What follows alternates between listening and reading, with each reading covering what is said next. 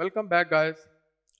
तो last lesson के अंदर हम लोगों ने देखा था कि किस तरह हम लोग अपने टैग सिलेक्टर की जगह अपने क्लास सिलेक्टर को यूज़ कर सकते हैं, जो कि हमें अलाउ करता है किसी भी इंडिविजुअल इमेज टैग या फिर किसी भी इंडिविजुअल एचटीएमएल टैग को हम लोग किस तरह स्टाइल कर सकते हैं। अब यहाँ पर हम अपने सीएसएस सिलेक्टर्स की बात कर रहे हैं, तो आपको आईडी सिलेक्टर का भी पता होगा, और जो हमारी आईडी सिलेक्टर है ये थोड़ी सी हमारी क्लास सेक्टर जो है उससे डिफरेंस है। बेशक इनके दरमियान कुछ चीज़ें सिमिलर हैं, लेकिन ये थोड़ी सी मुख्तलिफ है। तो इसके लिए हम एक एग्जांपल देख लेते हैं। तो हम अपने एटम पे जाते हैं और यहाँ पर मैं क्या करता हूँ, मैं जो मेरा H1 है, okay where is my H1, okay ये मेरा H1 है। इसके अंदर मैं इसको कहता हूँ आईडी, ओके आईडी मैं इसको दे देता हूँ हेडिंग। ओके मैंने इसको एक आईडी दी। पहले हमने अपना जो हमारा क्लास सिलेक्टर था हमने वो देखा था, अब हम अपना आईडी सिलेक्टर देख रहे हैं। तो यहाँ पर मेरी जो H1 है उसको मैंने एक आईडी दी हेडिंग के नाम से। अब यहाँ पर मुझे अपनी हेडिंग को टारगेट करने के लिए स्पेसिफिक सिलेक्टर जो है हमारा आईडी, इसको मुझे टारगेट करना पड़ेगा। तो इसके लिए मैं क्या करूंगा, मैं इसको सिंपल यहाँ से सेव करूंगा, अपनी स्टाइल वाली शीट पे जाऊंगा। अब यहाँ पर मेरी जो हेडिंग 1 है उसका कलर यहाँ पर ये है। अब यहाँ पर अपनी आईडी लिखने से पहले मैं आपको एक चीज़ बता दूं, जिस तरह क्लास लिखने से पहले हमें डॉट का यूज़ करना पड़ता था, इसी तरह यहाँ पर अपनी आईडी को टारगेट करने के लिए हमें हैश का सिंबल यूज़ करना पड़ता है।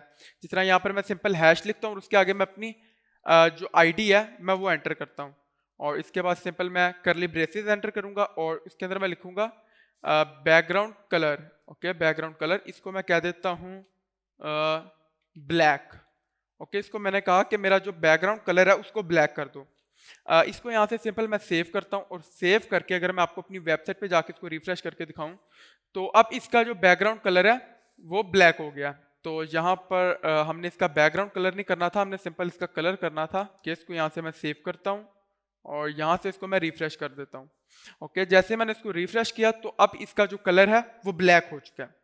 तो ब्लैक क्यों हुआ है, हालांकि हमने ऊपर जो हमारी हेडिंग 1 है H1 टैग है उसका हमने इसको कहा है कि आपने ये वाला कलर कोड हमने इसको दिया, हमने कहा कि आपने इसका कलर ये रखना है। लेकिन जब मैंने नीचे उसकी आईडी दे के उसको कहा कि आपने इस आईडी का आपको जो भी HTML एलिमेंट मिल रहा है उसका आपने जो कलर है वो ब्लैक कर देना है, तो इसने इस तरह क्यों किया है? तो इसके लिए मैं आपको बता देता हूँ। मैंने जिस तरह आपको पहले बताया था कि हमारी जो क्लास है और आईडी है ये हमारे एलिमेंट को और ज़्यादा स्पेसिफाई कर देती है। अब क्योंकि मेरी वेबसाइट में H1 बहुत सारी, अगर मैंने H1 हेडिंग्स क्रिएट की हैं, लेकिन मैं एक H1 टैग की आईडी क्रिएट करता हूँ हेडिंग के नाम से, तो यहाँ पर जो मेरी हेडिंग वाली आईडी होगी ये क्या करेगा, उसका कलर ब्लैक कर देगा। मैं आपको अगर यहाँ पर इंस्पेक्ट करके शो करवाऊँ, ओके यहाँ पर अगर हम इसको सिलेक्ट करें, इसको अगर मैं यहाँ से इंस्पेक्ट करूँ, ओके अब यहाँ पर ये देखें, यहाँ पर जो मेरा H1 टैग वाला कलर था, मेरे जो हेडिंग वाली आईडी है इसने उसको ओवरराइड कर दिया। यानी इसकी इंपॉर्टेंस मेरे H1 टैग से ज़्यादा है, इसलिए मेरे ब्राउज़र ने पहले मेरी आईडी को प्रेफर किया, जो हमने आईडी को कलर दिया था उसने उसको प्रेफर किया, और H1 टैग का जो कलर है उसको उसने छोड़ दिया। अब अगर इसको यहाँ से मैं अनचेक करूँ तो ये उसके बाद जो नेक्स्ट इंपॉर्टेंट चीज़ जो होगी ये उस पर जाएगा, तो मैं इसको यहाँ से यही रहने देता हूँ। अब यहाँ पर हमारी आईडीज और क्लासेस के दरमियान ये एक सिमिलर चीज़ है, लेकिन यहाँ पर अब बहुत सारे लोग जो हैं वो कंफ्यूज होते हैं कि हमें कब अपनी आईडी को यूज़ करना चाहिए और कब हमें क्लासेस को यूज़ करना चाहिए, क्योंकि ये दोनों तकरीबन काफ़ी सिमिलर हैं। तो इसका भी मैं आपको बता देता हूँ। अब यहाँ पर हमारी जो क्लासेस हैं, मैं अगर यहाँ पर कुछ क्लासेस भी क्रिएट कर लूँ, यहाँ पर जिस तरह मैंने क्लासेस क्रिएट की हुई हैं, class is equal to book, class is equal to work. Okay हम देख लेते हैं और हमने कौन कौन सी क्लास क्रिएट की है। Class is equal to skill. Okay यहाँ पर अगर मैं नीचे आऊँ और यहाँ पर मैं इसको कहूँ बुक्स, इसका आप कलर कर दो ब्लैक। ओके इसका हम कलर, इसको मैं कह देता हूँ ब्लू। ओके इसको हम सेव कर देते हैं। इसको अगर मैं रिफ्रेश कर लूँ, ओके रिफ्रेश कर लूँ अगर मैं इसको, ओके इट्स वर्किंग। अब यहाँ पर जो डिफरेंस है वो डिफरेंस ये है कि आप जो हमारी जो आईडी है, अगर जिस तरह मैंने यहाँ पर एक आईडी क्रिएट की H1 की हेडिंग के नाम से, अब मैं इस पूरे पेज में किसी भी और H1 टैग की जो आईडी है वो मैं हेडिंग के नाम से नहीं क्रिएट कर सकता। यानी कि हम जो आईडी क्रिएट कर रहे हैं एक पेज में वो यूनिक नेम की होनी चाहिए, जबकि हमारी जो क्लासेस हैं वो हम एक नाम की मल्टीपल क्लासेस क्रिएट कर सकते हैं। जिस तरह यहाँ पर मेरी एक ऊपर क्लास बुक्स है, मैं इसको भी बुक्स कर देता हूँ। ओके, इसको मैं यहाँ से सेव करता हूँ और जैसे ही मैं अपनी वेबसाइट पे जाके इसको रिफ्रेश करता हूँ तो यहाँ पर मेरी जो ये दो क्लासेस थी ये सेम कलर की हो गई हैं, क्योंकि यहाँ पे मैंने इन दोनों क्लासेस का नाम बुक कर दिया और यहाँ पर जो मेरी बुक वाली क्लास थी उसका कलर मैंने इसको कहा था कि आप ब्लू कर दो। अब ये दोनों यूज कहाँ पर होती हैं, इनका डिफरेंस तो मैंने आपको बता दिया कि आईडी हम एक पेज में एक नाम की एक दफ़ा यूज कर सकते हैं, जबकि जो हमारी क्लासेस है वो हम एक नाम की मल्टीपल क्लासेस क्रिएट कर सकते हैं। अब इसका यूज यहाँ पे है कि जिस तरह आपकी जो वेबसाइट होती है उसकी हेडिंग एक होती है, उसका नेविगेशन बार एक होता है, तो इस तरह की चीज़ों में आप आईडी यूज कर सकते हैं।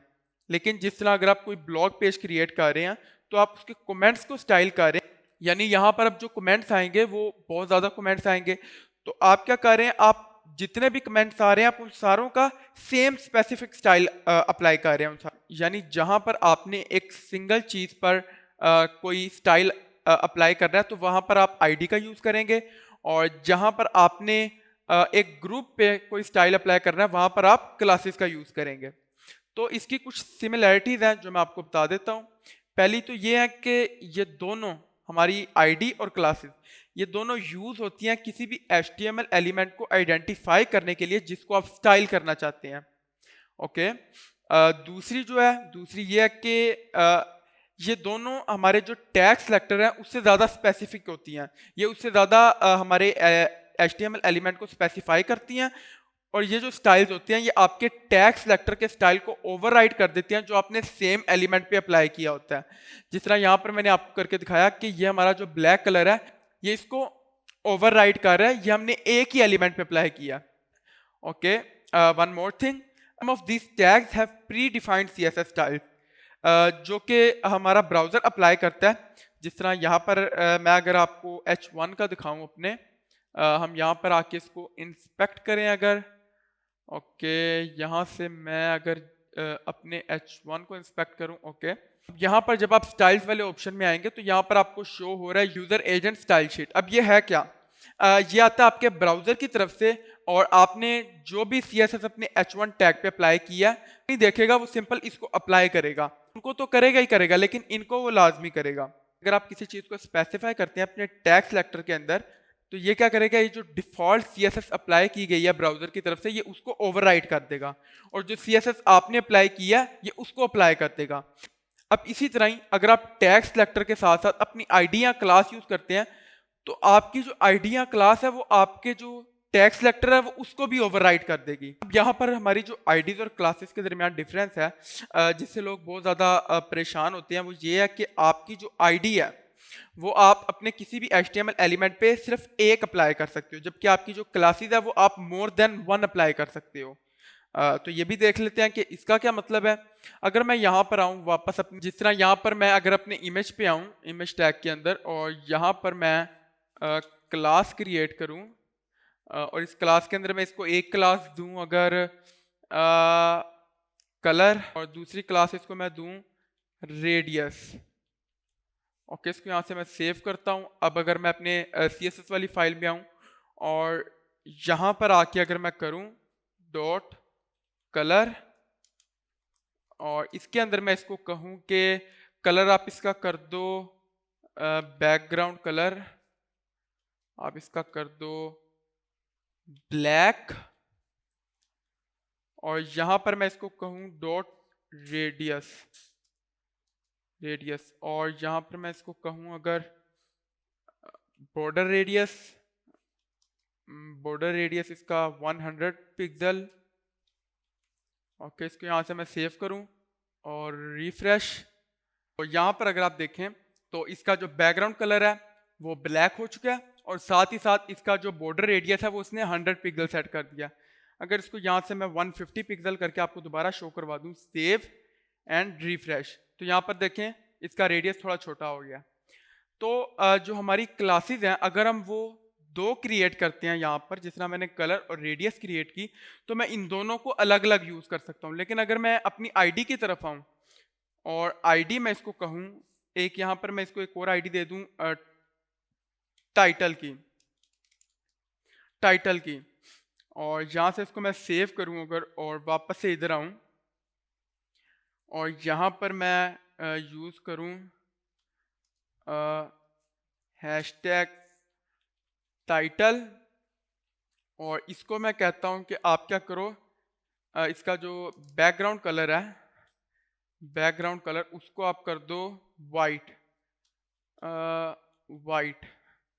ओके, इसको अगर मैं सेव करूं और यहाँ से मैं इसको रिफ्रेश करूं तो यहाँ पर ये देखें उसने क्या किया, उसने मेरी आईडी को डिटेक्ट ही नहीं किया, उसने उसको वहाँ पर जिस तरह यहाँ पर आप देखें पर अपनी आईडी के अंदर दो आईडीज यूज करने की कोशिश की, तो इसने क्या किया, इसने इसको भी यहाँ से इसको भी खत्म कर दिया और इसको भी खत्म कर दिया। उसने सिंपल जो मैंने H1 का ऊपर स्पेसिफाई किया था स्टाइल, उसने उसको अप्लाई कर दिया। हम अपने एक HTML एलिमेंट के अंदर एक से ज़्यादा क्लासेस क्रिएट कर सकते हैं, जबकि हमारी जो आईडी है वो हम सिर्फ और सिर्फ एक क्रिएट कर सकते हैं। ओके, इसको मैं यहाँ से बैक कर देता हूँ, सेव, और यहाँ से भी इसको मैं बैक कर देता हूँ।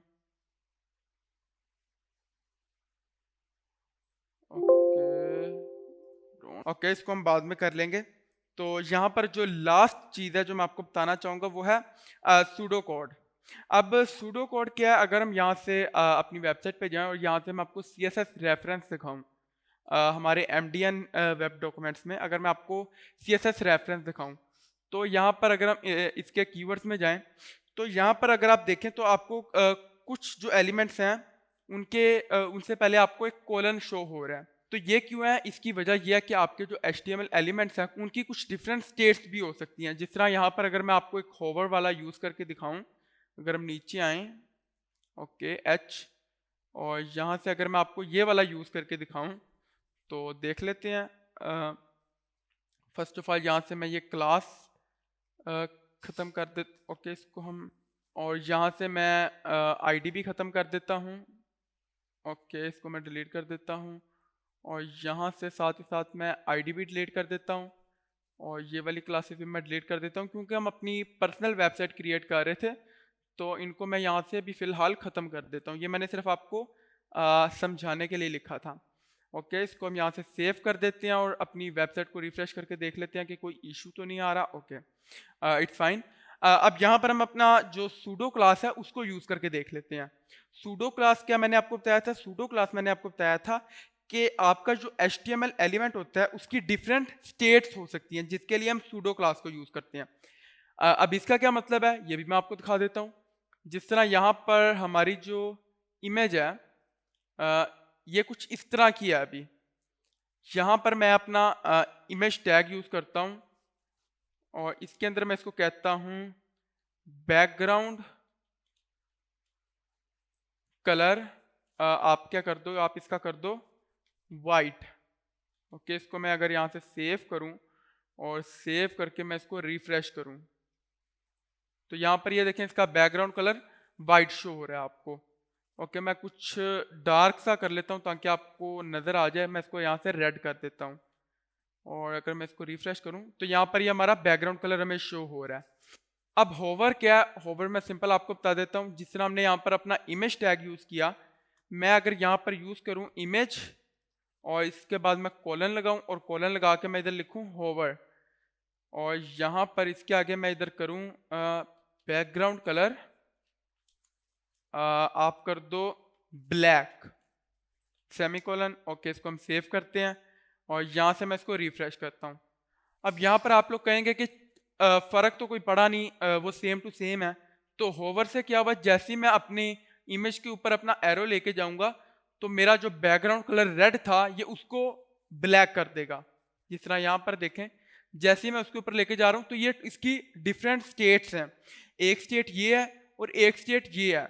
जैसे ही मैं इसके ऊपर अपना एरो लेके जाता हूँ, माउस लेके जाता हूँ, फ़ौरन ही ये उसका बैकग्राउंड कलर ब्लैक कर देता है।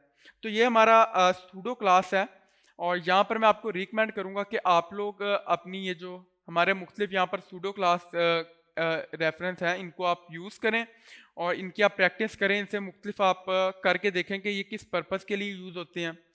तो यहाँ तक था हमारा आज का लेसन। जिसके अंदर हमने आईडीज और क्लासेस के दरमियान डिफरेंस देखा। उम्मीद करता हूँ कि आपको समझ आ रही होगी इस कोर्स की। अगर आपको किसी चीज़ की समझ नहीं आ रही या आप कुछ भी पूछना चाहते हैं तो आप कमेंट सेक्शन में पूछ सकते हैं। तो मिलते हैं नेक्स्ट लेसन में, तब तक के लिए गुड बाय।